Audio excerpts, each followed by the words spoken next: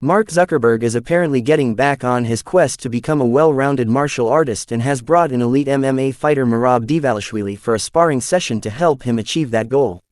It's been a pretty long road for Zuckerberg so far, as he's been involved with both Jiu-Jitsu and MMA for several years after falling in love with the two sports shortly after the pandemic.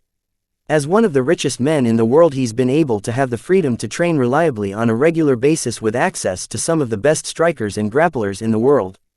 This allowed Zuckerberg to progress fairly quickly, and it wasn't long before he entered his first Jiu-Jitsu tournament at white belt, where he had a decent performance.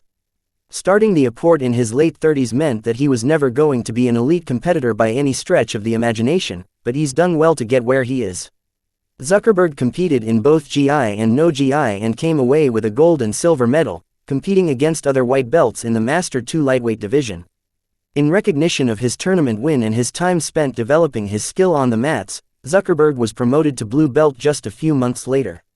He then experienced one of the worst parts of life as a martial artist when he suffered an ACL injury that required surgery and forced him to take time off to recover. Now it seems like he's back to full health though, as he'd taking part in fairly hard sparring sessions with some of the world's best fighters.